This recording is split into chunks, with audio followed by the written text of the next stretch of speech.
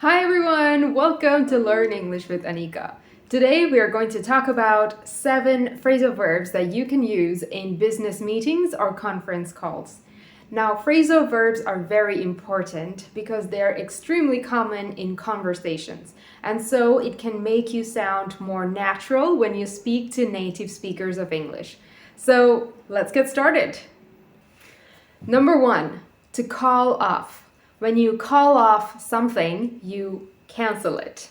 So you can call off meetings, projects, appointments, lessons, or phone calls.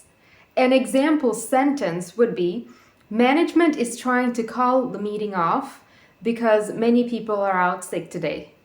Management is going to call the meeting off because many people are out sick today. Number 2, to point out. To point something out means to say something important or to mention something important. As an example, in a meeting, you can say, I'd like to point out that our marketing team needs a little help. I'd like to point out that our marketing team needs a little help. Number 3, to cut in. To cut in is to interrupt someone while they're speaking. So, if you'd like to interrupt someone in a meeting, you can politely say, mind if I cut in, please, and add something? Mind if I cut in, please, and add something? Or you could say something like, can I just cut in and point out that we're out of budget? Can I just cut in and point out that we're out of budget?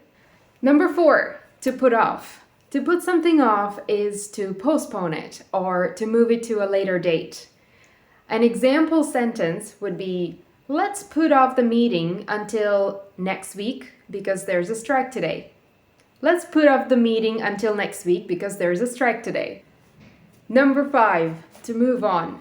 To move on to something is to start discussing or doing something else. For example, if you'd like to change the subject of the meeting or change the topic of the meeting, you could say, let's move on to the next item in our agenda. Let's move on to the next item in our agenda. Now, let's move on to our next phrasal verb, shall we?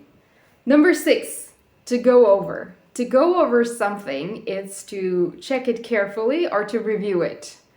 So you could say, an example sentence would be, I'd like to go over our quarterly reports in our next meeting. I'd like to go over our quarterly reports in our next meeting. Number 7, to look forward to something. When you look forward to something, it means to wait for it with pleasure or to be excited about something in the future. Now, this is a very common phrasal verb to use when you're signing off your email. So at the end, it's very common to say, I look forward to meeting you tomorrow. I look forward to meeting you tomorrow. Or, I look forward to hearing from you. I look forward to hearing from you. One thing to be careful about is that the verb following look forward to is always in gerund form. So, I look forward to seeing you in my next video. If you have any questions or suggestions, make sure to comment below. And if you have learned something new or enjoyed this video, make sure to give it a thumbs up and subscribe to my channel for more videos like this. Have a great day and see you soon.